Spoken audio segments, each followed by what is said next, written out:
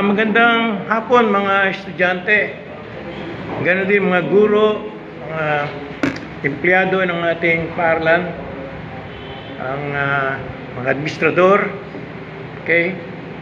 Ganoon din ang members of the Board of Trustees at pangunguna ng ating Presidente, Dr. Danilo Biayap. Naka-YouTube tayo, no? Naka-YouTube.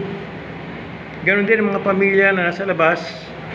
the Umali and the Valeriano and related family members, relatives, and friends. Also our brothers and sisters in Christ in several churches all over the world. They're listening to us, following us in YouTube. Members of my family, my wife, children, grandchildren, all our relatives and friends and neighbors, they're listening. And of course, my daughter Grace in the US, also following us in the YouTube. By the way, I am Evangelist Dr. Romeo Umali.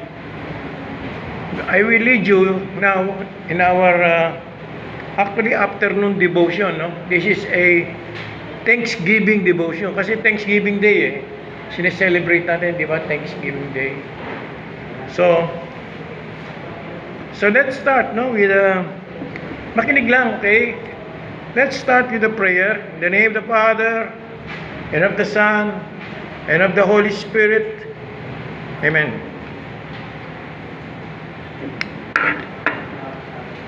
Now the day is ending, Heavenly Father.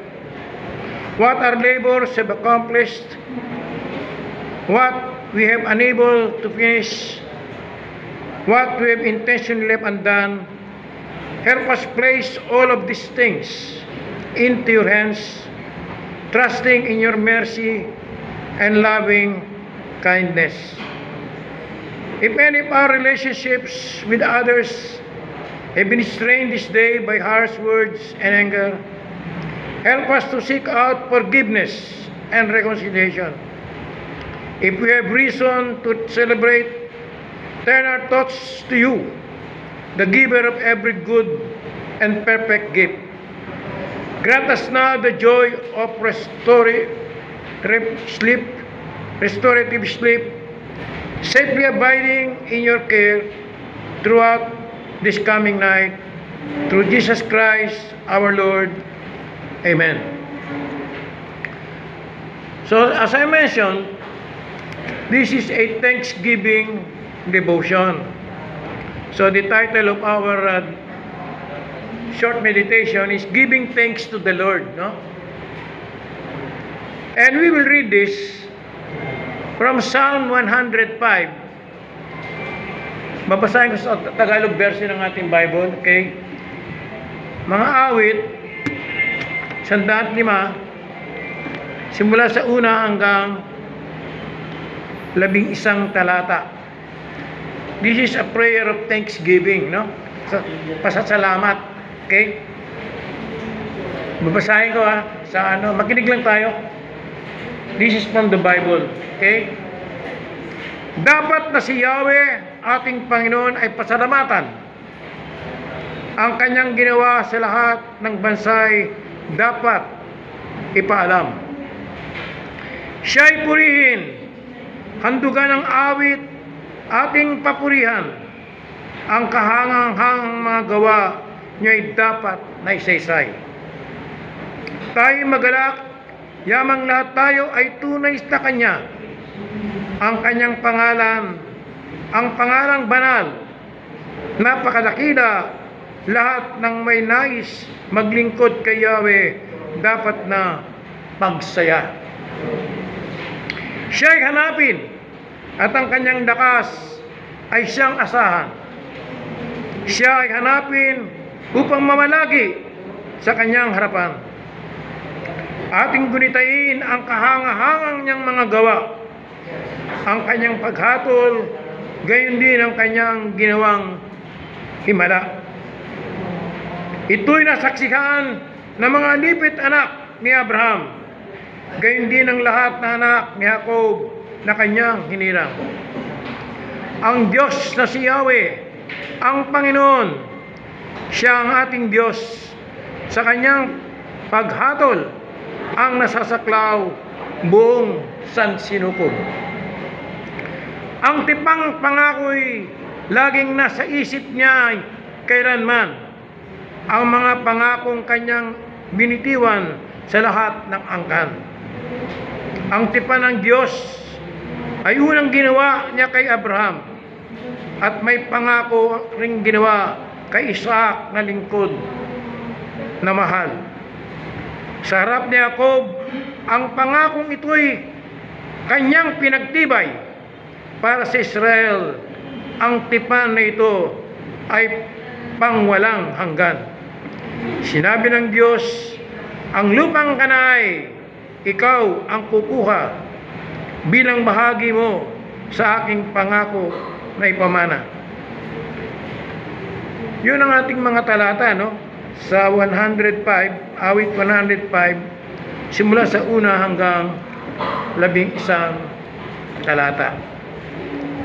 Sabi ko kanina, ang ating topic sa ating short devotion ay giving thanks to the Lord, or thanksgiving, no? Kasi nga we are celebrating Thanksgiving. Okay? So mababasa natin sa Genesis chapter 2 verse 9. And out of the ground the Lord God had made to spring up every tree that is pleasant to the sight and good for food. Okay? Binabasa ko po ang aking devotion dito sa Portals of Prayer. Portals of Prayer. Sinasabi rito, a party, anniversary, and whatever is being celebrated. Siguro merong mga ganyan, ano? Actually, malapit na ang Pasko. Magsa-celebrate din tayo, di ba? Okay? So whatever we are going to celebrate, no, this coming Christmas, you may be sure of one thing. Ito, dapat nating tandaan ito. We should be sure of one thing. The kitchen will be busy and planning will include discussions of special foods to share. The sharing of food as an expression of hospitality reaches across cultures. Siguro, kung magkakaroon ng mga parties, by the way, meron tayong Christmas party dito sa Lyceum, ano, sa December 15, di ba? Meron tayong Christmas party. Sa celebrate natin, di ba? Okay? So later in the creation story, we see how we lost our right to live in the garden that God had created. And as a result, we're told that we would have to earn our food through our toil and sweat. Ayan. Siguro maliwanag naman yun. Dahil sa disobedience ni Eva at Adan, no, ay kinakailangan tayong magtrabaho para tayo ay kumain. Okay? Out of our toil and sweat. Yun, di ba? Okay? Growing, raising, and preparing food is hard work to this day. Maliwanag naman sa atin yun, di ba? Even so, sharing it with loved ones remains a great joy. So, sa darating na Pasko, for example, kasama natin ang member ng ating pamilya, ng ating mga kamag-anak, mga kaibigan. So, we'll be sharing the food, okay? For basic nourishments, okay? To the delight of all those who will be joining us. Our spirits are nourished along with our bodies, okay? Living as most of us do in the midst of plenty, it is easy to take the gift of food for granted, okay? Yet every bite we take comes from the hand of God. Siguro maliwanag naman yun. Lahat ng ating pagkain, no, ay biyaya na nanggagaling sa ating Panginoong Diyos. Who created us? Siya ang lumikha sa atin, di ba? With appetites to appreciate this gift of pleasure in that which sustains our lives. Okay? So, siya ang nagsusustain ng ating buhay. Di ba? Tama yun? Siya ang nag-create sa atin, siya rin ang nagsusustain ng ating buhay. The psalmist reminds us, yung binasa ko kanina, to seek God's presence continually and surely. One place you find God is in the meal that we have prepared for us. His Holy Supper, yun yung komunyon, ano? Which satisfies us as no other gift can. Okay? Open our eyes and our heart, Lord, that we may appreciate your gift of nourishment and remember to thank you every day of our lives. Okay, let's all join in this prayer. This is a thanksgiving prayer, okay?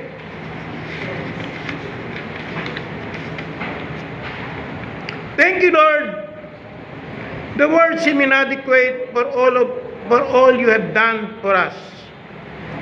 But we say them anyway.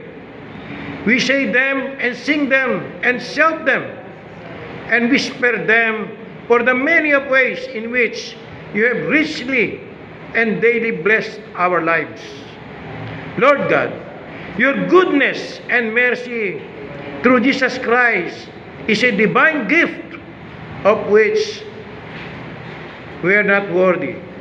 So we simply say, thank you. In Jesus' name we pray. Amen.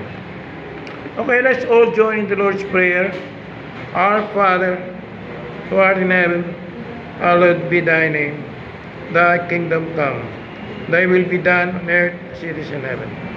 Give us this day our daily bread, and forgive us our trespasses, as we forgive those who trespass against us. And lead us not into temptation, but deliver us from evil. For thine is the kingdom, and the power, and the glory, forever and ever. Amen. Okay, let us receive the blessing of the Lord. The Lord bless you and keep you. The Lord make His face shine on you and be gracious to you. The Lord look upon you with favor and give you peace. Okay, maraming salamat sa inyo, sa inyong pakikinig. Of course, it is the Holy Spirit that will make you understand the Word. Okay? Hindi sa pamagitan lang ng mga binabasa natin, kundi sa pamagitan ng Espiritu Santo na siyang nagbibigay sa atin ng understanding in His Word. Whenever the Word of God is being preached or being taught, the Holy Spirit works in our hearts. So thank you very much, and God bless you all.